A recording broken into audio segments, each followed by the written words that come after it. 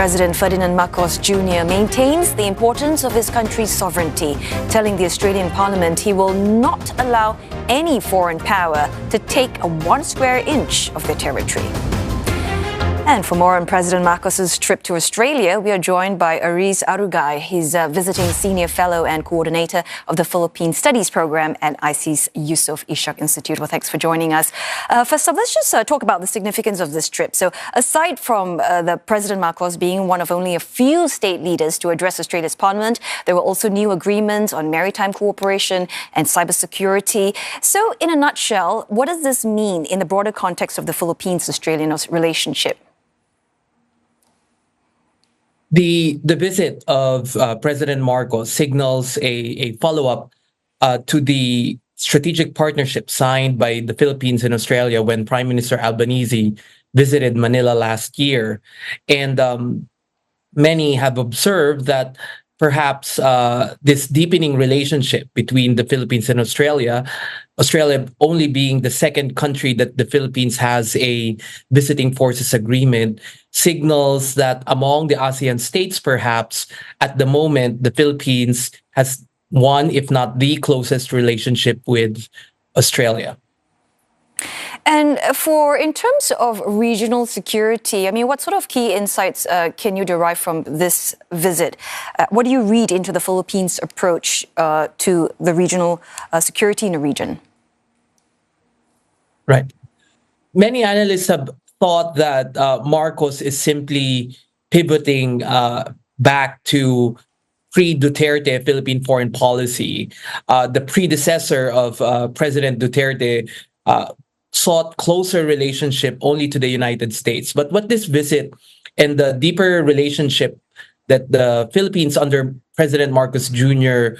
are nurturing with other like-minded states like Australia, Japan, and others signals that foreign policy under Marcos Jr. is not simply putting all strategic eggs in the U.S. basket, but trying to diversify foreign relations to as many like-minded states and states with mutual interests.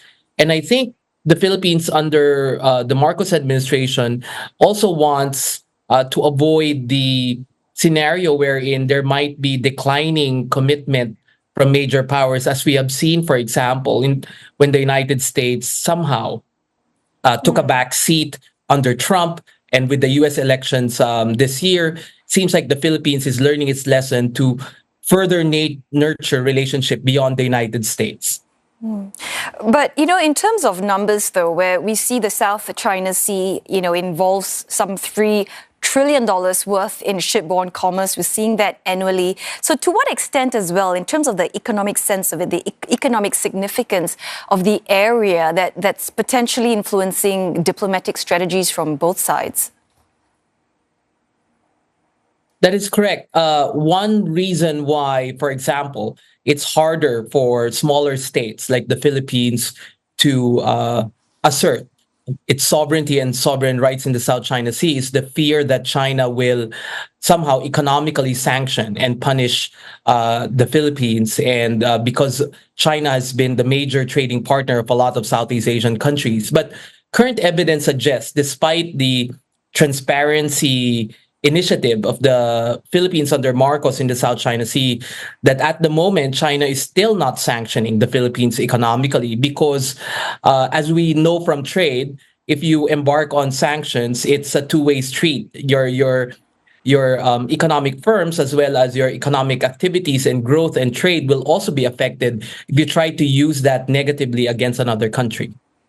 And also, we see, Philippines and Australia standing together, putting on this united front. But do you foresee any sort of challenges in this area of cooperation between the nations in view of Australia's economic reliance on China?